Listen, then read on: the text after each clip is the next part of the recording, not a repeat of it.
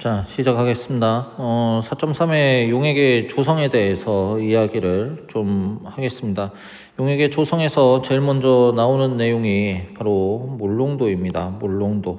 몰농도에 대해서 지금 이야기를 하고 있는데, 몰농도가 화학에 있어서는 가장 좀 기본적인 농도 단위입니다. 여러분들이 그 앞에는 이제 퍼센트 농도에 대해서 초등학교 때, 중학교 때 학습을 하다가 화학1에서 이제 몰농도에 대해서 처음으로 학습을 하게 될 거고, 화학2에서 이제 몰랄 농도와 몰 분율에 대한 그러한 내용들이 나오게 됩니다.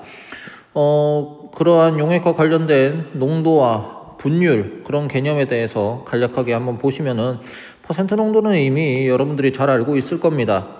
용액의 질량분의 용질의 질량 곱하기 100 해가지고 100분율이라고 우리가 표현을 하기도 하죠. 자, 이렇게 보시면 되겠고, 몰농도의 경우에는 용액의 부피분의 용질의 몰수 이렇게 표현을 할 수가 있습니다. 그래서 몰 퍼 리터 이런 식으로 표현할 수 있고, 또는 라지 M으로 이렇게 다리를 표현을 하기도 합니다. 그 다음에 세 번째는 우리가 몰랄 농도에 대해서 이야기를 합니다. 몰랄 농도는 이제 몰 농도의 약점을 좀 지우는 그러한 형태죠. 자, 이 몰 농도 같은 경우에는 이 단점이 있습니다. 이 단점이라고 이야기를 하면 온도에 따라서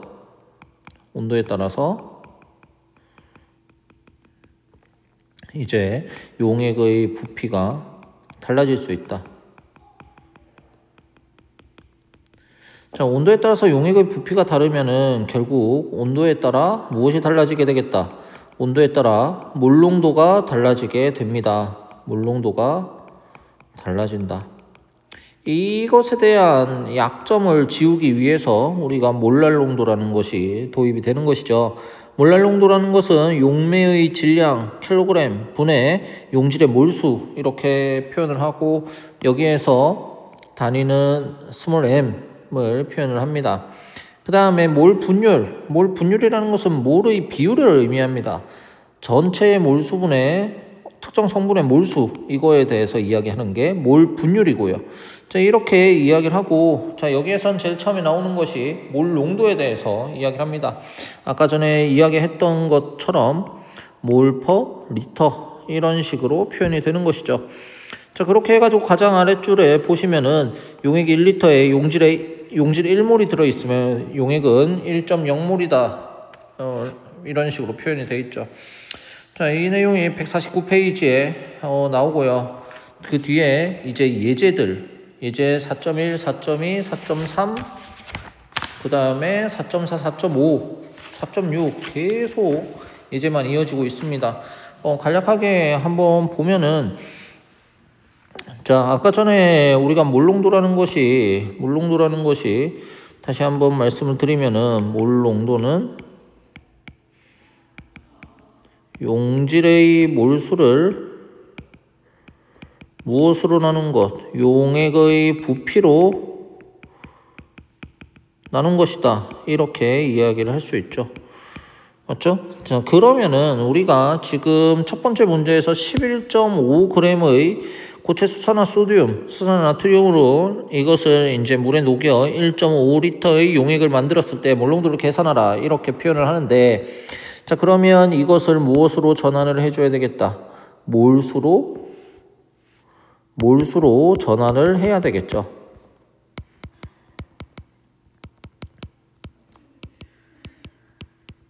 몰수로 전환을 하고, 그리고 나서 지금 용액의 부피가 1.50리터라고 이렇게 주어졌죠. 자, 그러면은 이것을 우리가 한다면은 몰수를 구하는 그 과정이 지금 여기에 이렇게 나와가지고 0.288몰 수산화소듐 이렇게 구해지고, 이것의 용액의 부피는 1.50리터 해가지고 표현을 할 수가 있습니다. 이거는 크게 어렵진 않죠. 계산기 있으면 충분히 다 계산을 할 수가 있을 겁니다. 자, 그럼 되겠고, 자, 대화형 예제 4.2를 보시면 1.56g의 HCl 기체를 물에 녹여 26.8ml의 용액을 만들었을 때 몰농도를 계산하라. 여기에서 이제 아까 전에 했던 것처럼 보시면은 1.56g의 HCl 기체, 이것을 역시 몰수로 전환하는 것이 필요하고, 추가적으로 이제 이야기를 할 것이 26.8ml 이것을 우리가 무엇으로 0.0268리터로 전환을 해줘야 되겠죠. 자, 이것을 이제 우리 지금 풀이 해놓은 책에서는 2.68 곱하기 10의 마이너스 2승리터 이렇게 표현을 한 것이고요. 자, 이것은 유효숫자 측면에서 이렇게 표현을 한 것이니까 생각해 보시면 되겠고, 자, 그래서 몰수로 전환한 것을 이제 용액의 부피로 나눠준다면은 1.60 몰농도 이렇게 표현을 할 수 있다. 그래서 4.2도 충분하게 쉽게 표현할 수가 있을 겁니다. 4.3입니다. 이온의 농도에 대해서 이제 이야기를 해요. 우리가 특정 물질을 녹이게 되면 이온들이 얼마나 이제 나오게 되는지, 이온화의 정도에 따라서 이제 우리가 이야기를 할 수 있겠죠. 한 개를 녹여가지고 이제 2개가 나오는 물질이 있고 3개가 나오는 물질도 있고 그렇는데, 지금 예제 4.3을 토대로 한번 보도록 합시다. 예제 4.3에서 지금 A번을 보시면 0.50 몰농도 이것의 질산 코발트에 대해서 지금 나와 있습니다. 질산 코발트는 이온화가 이게 되면은 NO3- 그러니까 질산 이온이 우리가 NO3- 근데 지금 괄호가 이렇게 쳐져 있고 2 표시가 되어 있잖아요. 이거는 질산 이온이 지금 2개가 붙어 있다는 소리잖아요. 맞죠? 자, 그러면은 얘는 곱하기 2 이렇게 되고, 그 다음에 CO2 플러스 이렇게 되고, 이렇게 3개의 이온이 1개의 질산 코발트가 나오면, 이온화가 되면은 하나의 코발트 이온과 2개의 질산 이온으로 나뉘어진다 라고 이야기를 할 수가 있습니다. 자, 그러면은 우리가 0.50몰 농도의 이제 질산 코발트 이거를 생각한다면은, 코발트 이온 같은 경우에는 얼마가 나올 것이고, 역시 농도가 0.50몰 농도 이렇게 될 것이고, 질산 이온 같은 경우 어떻게 되겠습니까? 곱하기 2를 해줬잖아요. 그러면은 어떻게 되겠다? 1.0몰 농도 이런 식으로 표현을 할 수가 있겠죠. 그래서 우리 지금 교과서 풀이에도 지금 나와 있는 것이 이런 식으로 지금 나와 있죠. 자, 보시면 되겠고, 그 다음에 B번 같은 경우에도 지금 이 이온 같은 경우에는 표시가 어떻게 되어 있냐면 괄호 열고 3이라고 표현이 되어 있습니다. 이온 자체가 몇 개가 튀어나온다는 거예요? 3개가 튀어나온다는 거죠. 한 개를 녹이면 철 이온 하나와 3ClO4- 이런 식으로 튀어나오게 되는 것이죠. 자, 그것을 이제 여기 교과서 풀이에도 지금 적어 놓은 것이고, 자, 그러면 이것을 1몰 농도 했으면 1대3으로 이온화가 되니까 얘도 당연히 1몰 농도가 될 것이고, ClO4- 같은 경우에는 3몰 농도가 되겠죠. 자, 이런 식으로 표현하면은 나오게 되죠. 자, 이거는 크게 어려운 것은 아니고요. 자, 그리고 나서 지금 몰농도, 그리고 지금 4.4에서 보시면 몰농도와 용액의 부피 이렇게 나와 있는데, 여러분 지금 몰수율을 구하라고 이야기를 했으면 여러분들 충분히 잘 할 수 있겠지만, 몰수라는 것은 몰농도 곱하기 부피, 용액의 부피 이렇게 할 수가 있는 거잖아요.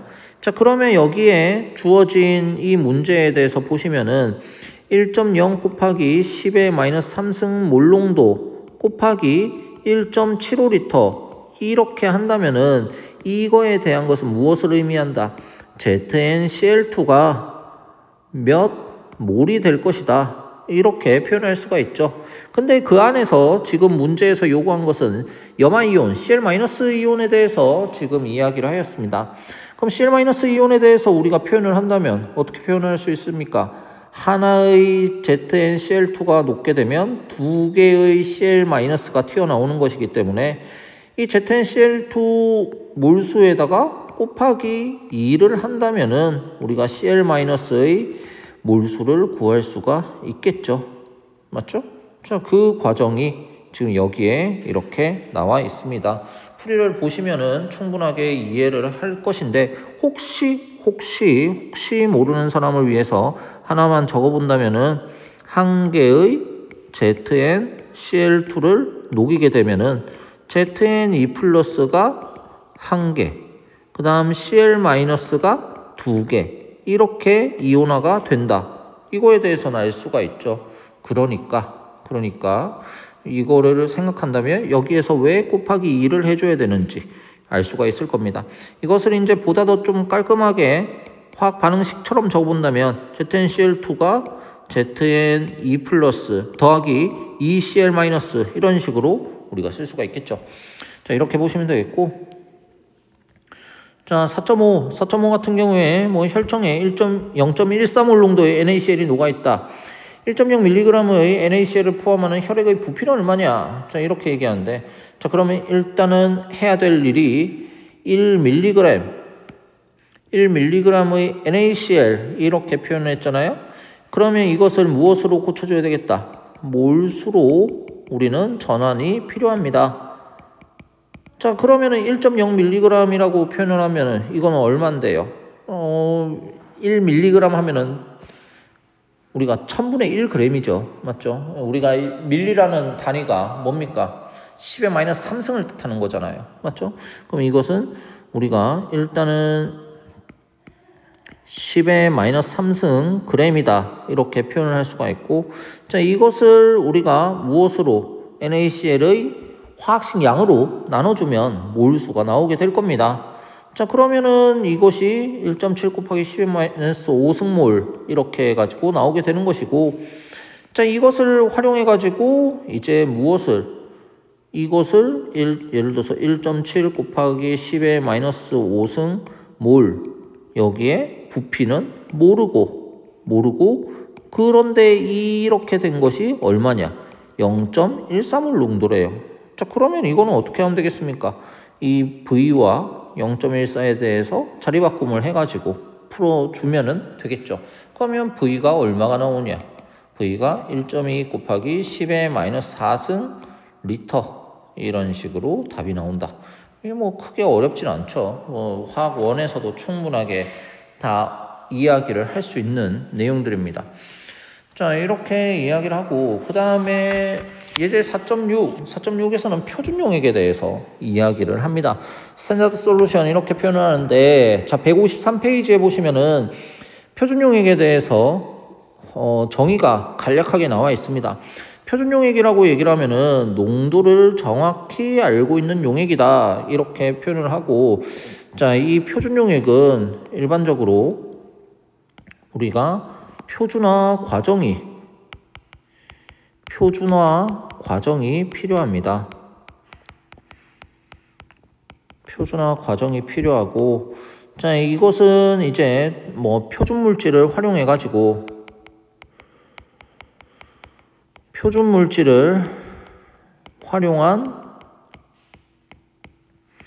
표준화 과정이 필요하다. 뭐 이렇게 이야기하는데, 뭐 대표적인 표준 물질 하면은 뭐 KHP, 뭐 칼륨 수소 포탈레이트 이러한 것들, 또는 뭐 옥살산,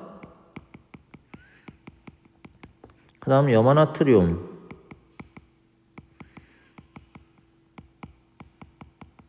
뭐 붕산, 이러한 것들을 대표적인 표준 물질이라고 이야기를 하거든요.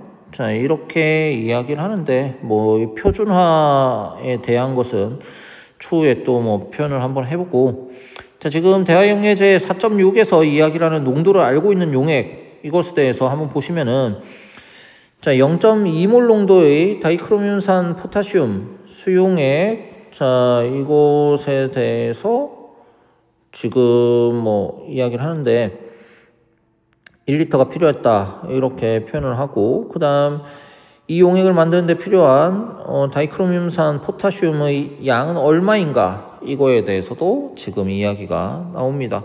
자, 이거에 대해서는 일단은 뭐 0.2몰 농도 1리터 이렇게 표현했잖아요.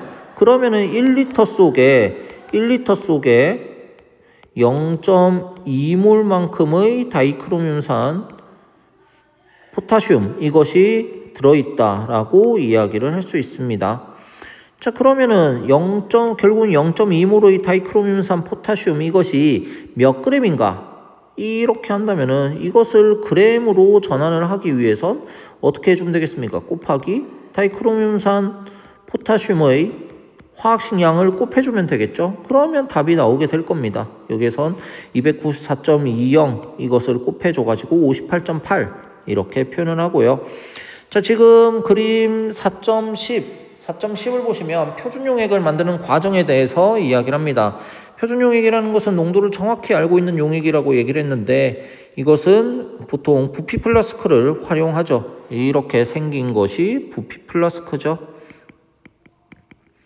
부피 플라스크이고 깨끗한 부피 플라스크에 이제 용지를 정확하게 넣어두고 그 다음에 소량의 물을 가한 다음에 조금 섞은 다음에 또 잘 녹여가지고 이제 C에서처럼 이 눈금까지 이제 정확하게 채워 넣는다라고 생각하시면 되겠습니다. 이 과정에 대해서는 화학원에서도 언급을 했던 내용이라서 그렇고. 자, 그 다음에 나오는 내용이 154페이지의 물킴 과정입니다. 물킴이라는 게 뭡니까? 우리가 흔히 이야기하는 희석의 내용이에요. 희석에 대한 내용인데 희석을 하는 것은 우리가 생각을 해보면요. 물키기 전과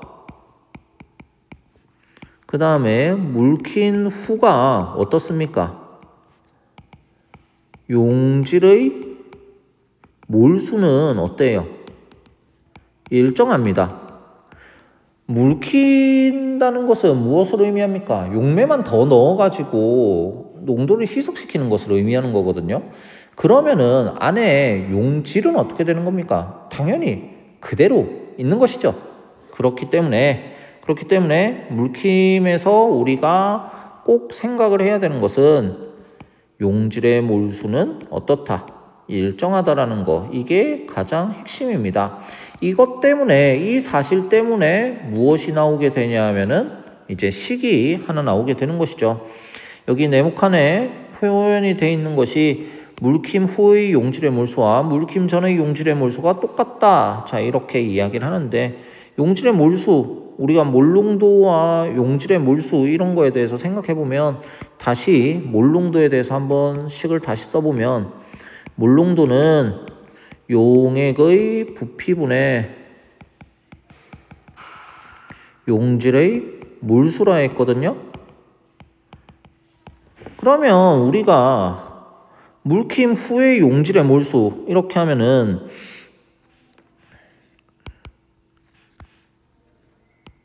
물킴 후의 몰농도 곱하기 물킴 후의 부피 이것이 무엇이 됩니까? 물킴 후의 용질의 몰수가 되겠죠? 자, 그 다음에 물킴 전의 용질의 몰수 이렇게 얘기하면 물킴 전이죠.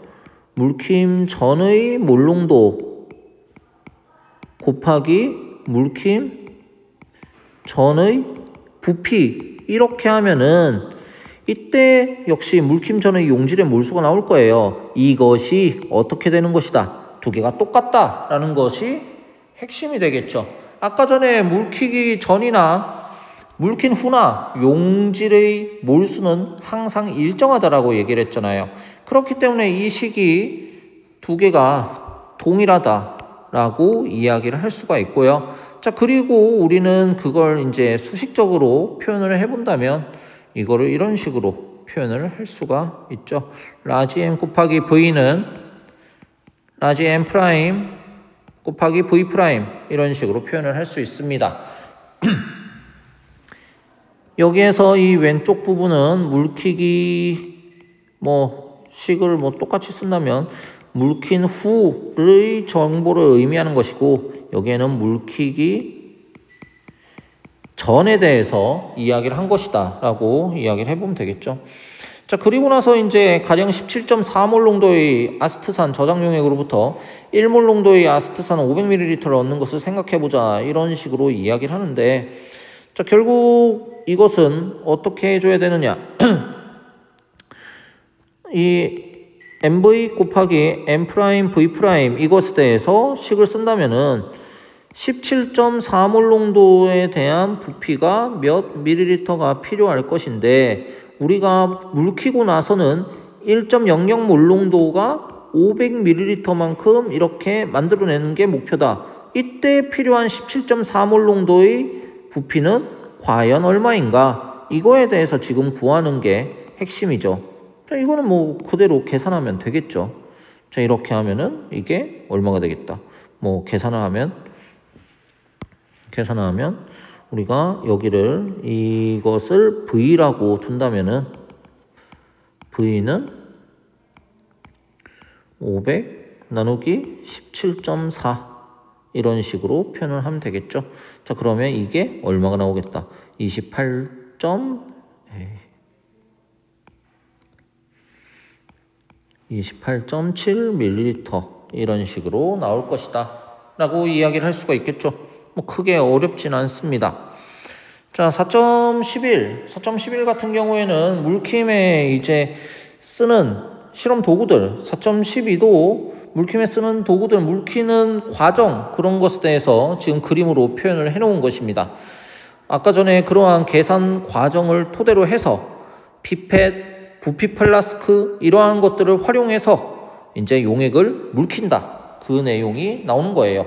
자, 그리고 나서 예제 4.7 이것에 대해서 보시면 0.1몰 농도 H2SO4 용액 1.5L를 만드는데 필요한 16몰 농도 황산 부피는 얼마인가? 이거에 대해서 이야기를 하는데 역시 아까 전에 이야기를 드렸던 것처럼 라지 M 곱하기 V는 M 프라임, V 프라임 이런 식으로 식을 세우면 물키기 전 하면은 16몰 농도 곱하기 황산 부피 모르니까 V 해놓고 그 다음에 물킨 후 하면은 0.1몰 농도 곱하기 1.5L 이렇게 할 수가 있겠죠. 그러면 이 식에 대해서 하면은 0.10몰 농도 곱하기 1.5L 그리고 16몰 농도를 나눠줘 버리면 되겠죠. 자, 그러면 어떻게 되겠습니까? 그러면은 9.4 곱하기 10의 마이너스 3승 리터 이런 식으로 식이 나오게 되겠죠. 자, 9.4 곱하기 10의 마이너스 3승 리터면은 이게 얼마냐? 9.4 밀리리터에 해당이 되는 것이죠. 자, 이런 식으로 풀면 되는 것이고, 예제 4.7 이런 식으로 해가지고 뭐 풀면 되겠고요. 자, 그리고 나면은 이제 156페이지 내용까지 나오게 됩니다. 자, 그리고 나서 4.4부터는 4.4에서는 화학 반응의 종류 해가지고 침전 반응과 산염기 반응, 산화 환원 반응에 대해서 나오는데 이 내용에 대해서는 이제 뒷부분에 157페이지부터 차례대로 설명이 됩니다. 자, 이거는 한번 또 끊고 갈게요.